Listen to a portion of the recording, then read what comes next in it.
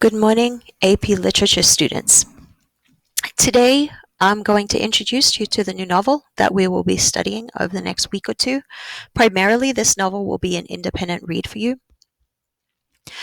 We will have some discussion on it in class. There will be tests on it just to make sure you're keeping up with the reading. It is a fairly easy read, much easier than Macbeth, but we do come across a lot of similar themes in Things Fall Apart as we do in Macbeth. We see themes of gender, themes of ambition, themes of leadership, what it means to lead. So there is some connection there. This novel also will connect to novels later in the year, predominantly the novel The Poisonwood Tree by Barbara Kingsolver.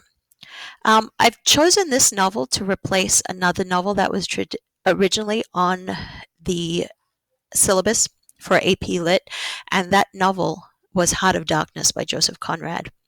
That novel actually depicted African people as almost savage, as not having any common sense. So depicted them in ways that we know are not realistic. Right, so I felt like Things Fall Apart needed to be a part of my curriculum because it shows reality rather than the fiction of the white man's view at the time. So Things Fall Apart is written by Chinua Achebe. This is Chinua Achebe's picture here. It gives us a picture of the Igbo people who live in what is now Nigeria at the turn of the 20th century. The Igbos see their complex and sophisticated society challenged by the British. Right? The British come in to take over Africa at the time, and all countries in Africa, all areas in Africa, were oftentimes rich in resources, and those resources were wanted by the British, by the Dutch, by multiple European nations in a race for colonization. The stronger foothold you had in Africa as a European nation meant the more bargaining power you had with your other European neighbors. And so what we see is the English coming in, the British appearing in the village, first of all in the form of Christian missionaries, I should say, and then later as colonial rulers who ruled over the people. The increasing friction leads one man to make the ultimate rejection of European ways, while the rest of his neighbors, family, and friends try to understand what the future holds for them. Things Fall Apart is a very famous book, and one of the few books by a contemporary African writer that is widely assigned in U.S. high schools. In fact, at the time it was published, I believe it was only one of 6 books published in the Western world by an African author. For good reason. Things Fall Apart is a short, swift story of one man's rise and fall as world events play out around him. Most of these events he has no control over. It grabs your attention from the first page and leaves you thinking about what you've read long after you've finished. So we're going to move on and take a little bit of a look at some of the history and the geography of the region. Here we have the map of Nigeria. You can see its neighbors in Nigeria in the north. We have Cameroon, Togo, Benin. But what I want you to pay attention to here is the pink area. Right, that pink area, it shows, if we take a look here, this pink area shows the land, the Igbo land, where the action of the novel takes place. Every border you see on the map was drawn by some kind of European power. Nigeria, which contains the Igbo lands on the novel, was created by the British. The map of Africa looked very different before the 1800s, before the arrival of these colonizing European powers. The Igbo lands in the heartland of the Niger River Valley, which is now southeastern Nigeria, were not expansive, but they created and nurtured a distinct culture for many centuries. So these artificial divisions and boundaries were created by this Western empire, these Western leaders, European countries, the majority of them.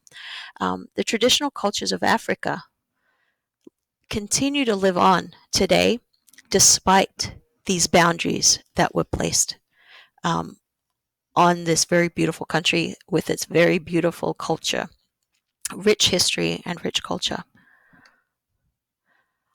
All right, we're going to move on and take a quick look at a basic timeline here, just to give you some, and the timeline goes on much further than this, right? I'm only taking you up to 1960, and after 1960, we see Nigeria fight for democracy, fight for self-rule, which it gains. We also see dictatorship in there as we go through, as often happens in many African nations, for the simple reason that the colonists leave these people with nothing, which makes it very easy for those making promises to kind of come in and take over. So it starts in the 1600s. We have the Western Igbo kingdoms dominate trade. So they were a very dominant power, this culture, this tribal group. In 1815, following the end of the Napoleonic Wars between France and Great Britain, Britain begins to trade with the interior of Africa, calling the region Nigeria, based on the path of the Niger River, based on the path that river takes through that area. Igbo, Yoruba, and Hausa areas are officially united under Britain as a colony and protectorate of Nigeria. So we see here that colonization fully underway, right? Groups that weren't necessarily connected are now forcibly being connected. In 1930, so only 15 years, roughly 16 years after this takes place, right, this colonization, Chinua Achebe is born in the Igbo village of Ogidi. Chinua Achebe was basically highly educated. His father was a teacher in one of these colonial schools, and therefore he had more education, I guess, than many at the time. So education was very important to his family. He grew up, educated himself further, and he published Things Fall Apart in England in 1958. In 1960, we saw Nigeria gain independence as a parliamentary democracy. And there's a lot more history that goes on after that through various other means over the course of this unit we'll kind of uncover as well, because I think that's just as important to see what's happening in Nigeria today. So moving on to our next slide, I want to talk a little bit more about the story itself, the book that Chinua Achebe writes. The story of the Igbo around 1900, this is when the story is set. It was written by one of their grandchildren, Chinua Achebe, who was born in 1930 in southeastern Nigeria. He grew up speaking English and reading in English literature, again, mostly because his father was a teacher in the British school. Keep in mind, British schools aren't what we think of as British schools now, right? It wouldn't have been very prosperous as a school. But his father was a teacher there, and therefore he grew up speaking English, reading English literature. But Achebe kept a really deep attachment to his Igbo roots. Eventually, he came to question the English literary portrayal of Africa and Africans as violent, ignorant, and primitive.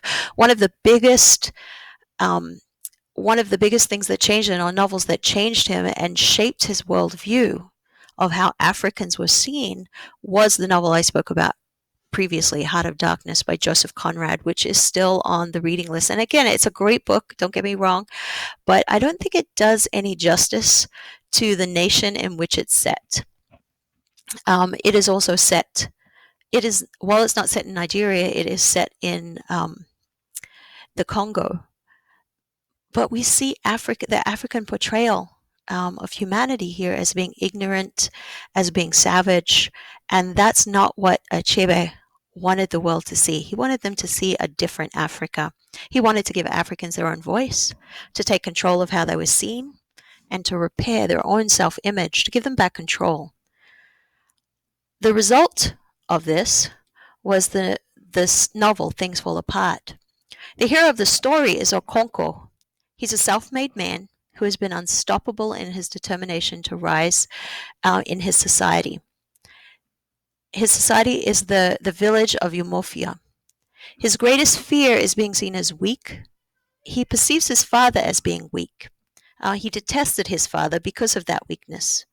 Okonkwo will go to any lengths to prove the world to the world and to himself that he's strong, that he's fearless, even to the point of destroying himself.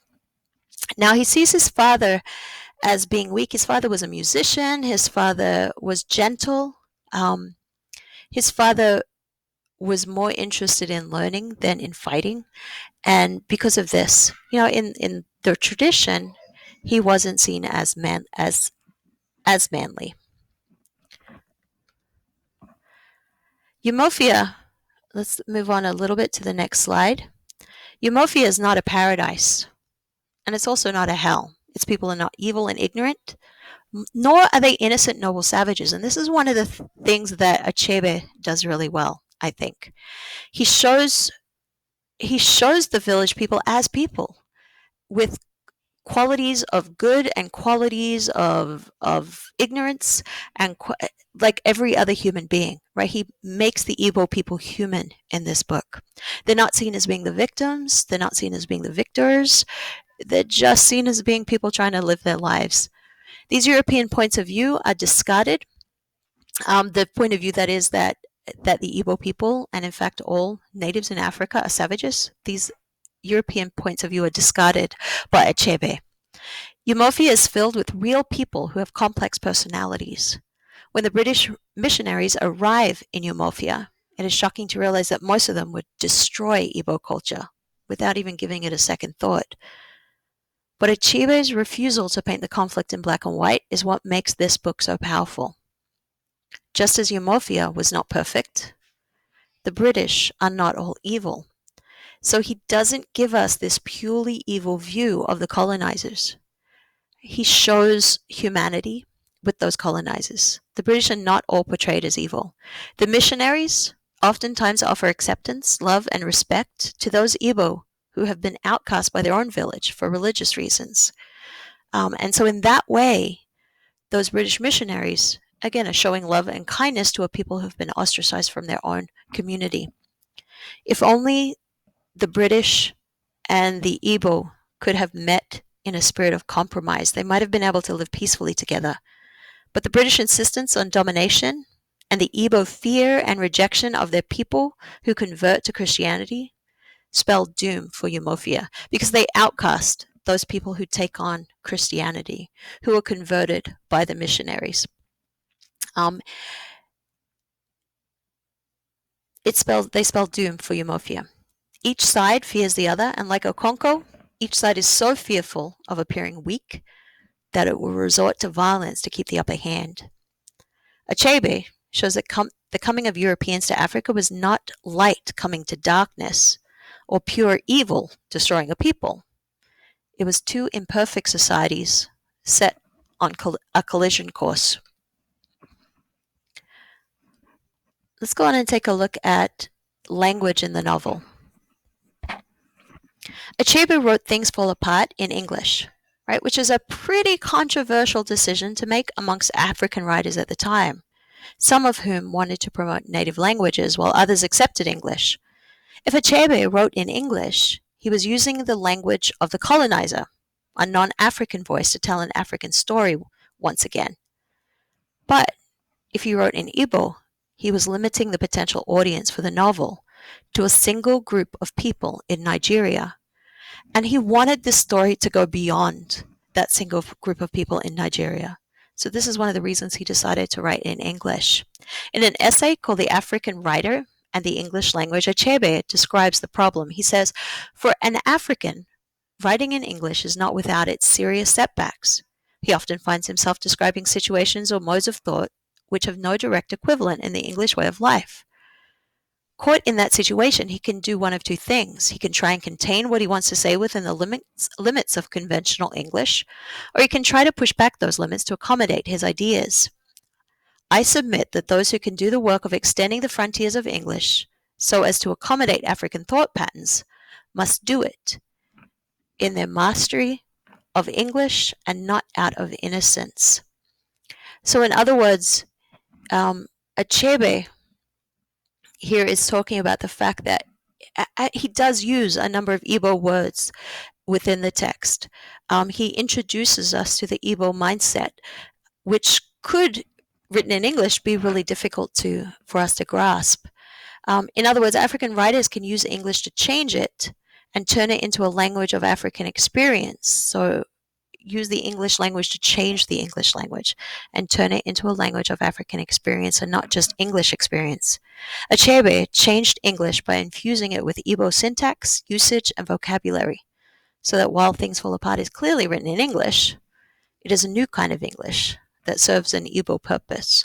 So he tried to, I guess, have the best of both worlds, writing in English so that his work reached a much wider audience, but also keeping things true to the culture of the Igbo people and attempting to change the English language so that it incorporated that Igbo culture. Let's move on. We're going to take a look at some of the characters that you're going to come across in the book. Now, the first character you're going to meet is Okonkwo. He's an influential clan leader. He's the protagonist of the novel, and he very much is a tragic hero, much like Macbeth.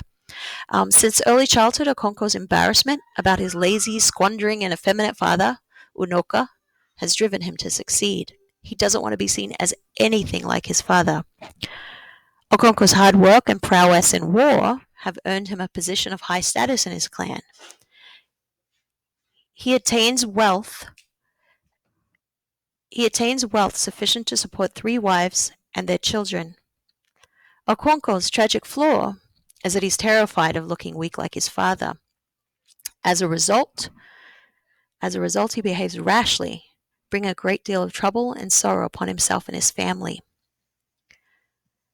He is extremely strong, extremely arrogant, and extremely ambitious, and we've seen with Macbeth what that can look like. Noi is Okonkwo's eldest son, whom Okonkwo believes is weak and lazy. He actually believes that Noi is like his father. He looks at him and he doesn't understand how he could have a son like this. He continually beats his son, hoping to correct the faults that he perceives in him. He maintains doubts about some of the laws and rules of his tribe and eventually converts to Christianity, an act that sets Okonkwo's blood boiling. Right? He criticizes it as effeminate. He doesn't know why he would want to become Christian. Okonkwo believes that Noi is afflicted with the same weakness that his father, Unoka, possessed in abundance and probably passed down. In comparison to Noi, we have Ezinma.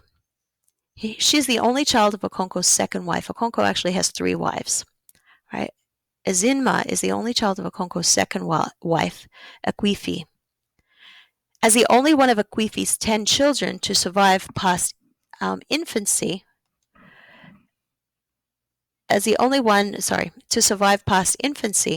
Ezinma is the center of her mother's world. Their relationship is atypical.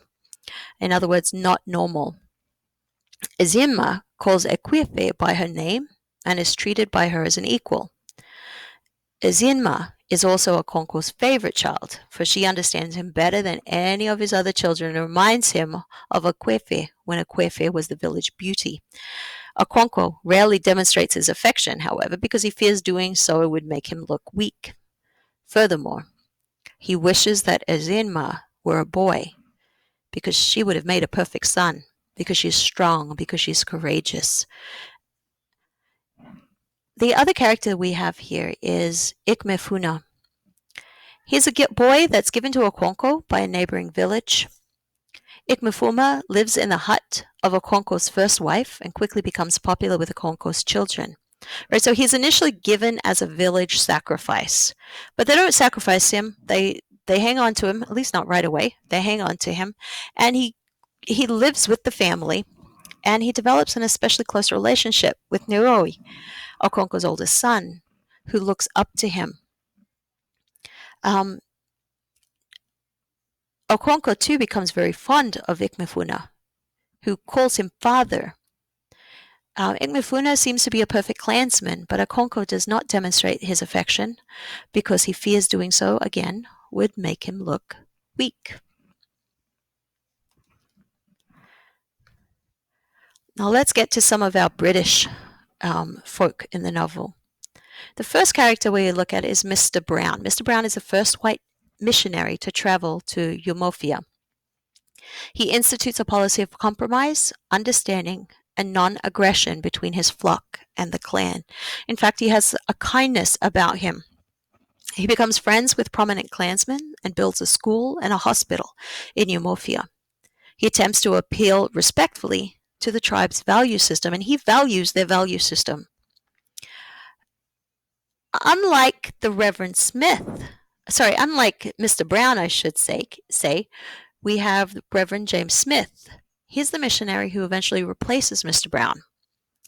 Unlike Mr. Brown, Reverend Smith is uncompromising and strict. He attempts to appeal, he demands that his converts reject all of their indigenous beliefs, so he doesn't value their beliefs, and he shows no respect for indigenous customs or culture. He's also the stereotypical white colonist, and his behavior epitomizes the problems of colonialism. I can't speak today. He intentionally provokes his congregation, inciting it to anger. And even indirectly, through Enoch, one of the characters, he encourages some fairly serious transgressions. He encourages them to push back against their own culture, to start fights with others in the village who have not converted as yet. Okay, we have 3 characters on this slide. We've already spoken a little bit about Unoka. Unoka is the father of Okonko. Unoka, Okonko has been ashamed of Unoka since childhood. We learn that he's died of a terrible illness. On the positive side, Unoka appears to have been a talented musician and gentle, if idle or lazy. The novel opens 10 years after his death. Unoka, we're told, was a coward and a spendthrift, at least from the viewpoint of Okonko. He never took a title in his life. He borrowed money from his clansmen and rarely repaid his debts. He never became a warrior because he feared the sight of blood. He was a talented musician and gentle. Let's move on. He may well have been a dreamer, ill-suited to the chauvinistic culture into which he was born. Then we have Ikwefe down a little further. This is Okonko's second wife. I guess his favorite wife, if we have to look at it that way. We know that she was considered the village beauty. We also learn that she ran away from her first husband to live with Okonko. When she saw him wrestling, she fell in love with him and she ran away from her first husband. Ikwefe has lost a number of children. Ezinma is her only surviving child. She's had 9 others who have died in infancy, and so she constantly fears that she will lose Ezinma as well. Ikwefe is good friends with Chilo, the priestess of the goddess Agbala. And that becomes important a little later in the story. Obirika is Okonko's close friend, whose daughter's wedding provides a cause for festivity early in the novel. Obirika is a really good friend, right? You have to love him in this book. He looks out for his friend.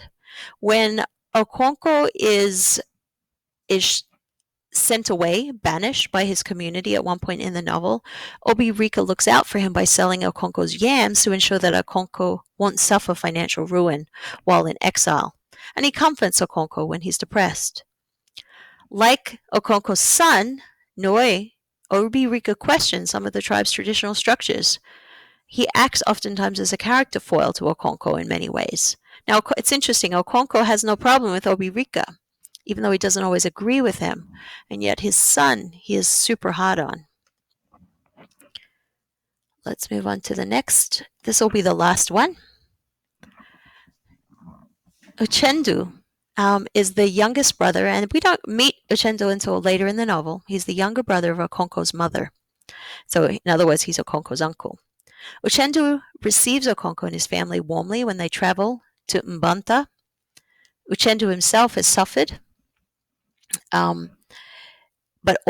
because all but one of his 6 wives are dead, and he has buried 22 children. So we can see that life in these villages is extremely tough. There's a lot of death in children under the age of 5. So to have somebody who grows to the age of 5, it's almost a miracle. He advises Okonkwo to be grateful when Okonkwo is banished to his motherland. He advises Okonkwo to be grateful for the comfort that his motherland offers him, lest he anger the dead, especially his mother, who's buried there. Uchendu is peaceful. He's a compromising man, and he too functions as a foil. Or in other words, a foil character is a character whose emotions or actions highlight, by means of contrast, the emotions or actions of another character. So he acts as a character foil to Okonkwo, who acts impetuously without thinking. Finally, we have, and there are so many more characters in here, but I'm hitting kind of the main ones right now. Finally, we have another white guy, the district commissioner, a white authority figure in the white colonial government in Nigeria. So we see the missionaries, right? We've seen Mr. Brown, and we've seen our other missionary, right, Reverend James Smith, on the religious side of things, and now we're being introduced to the political side of things. So the district commissioner is an authority figure in the white colonial government in Nigeria. He's a prototypical racist colonist. The district commissioner thinks that he understands everything about, he believes that he understands everything about Native African customs and cultures, and he has no respect for them. Truthfully, he really knows very little. He plans to work his experiences into an ethnographic study on local African tribes. So he's there to basically make money, to write himself a book, to do some study, if you want to call it that, on these African tribes. But he's doing this study from a very white perspective. The idea of which embodies his dehumanizing and reductive attitude toward race relations. So we definitely see some conflict going on there with the district commissioner. Well, that's just a brief introduction to the book. I will be assigning work or reading from that book for you to do independently. As I mentioned, we will come back and discuss. We'll take tests on it, and we will have other means of discussing. But your main role, I guess, is to have a look at how this book is similar and different to Macbeth. You will also have a more, I guess, hands-on assignment I will talk to you about a little later with this book. That will be your major assignment for this. So we're looking at doing, I guess, our major works data sheet a little differently on this one. All right. I hope you have a great day. Thank you for paying attention during this video.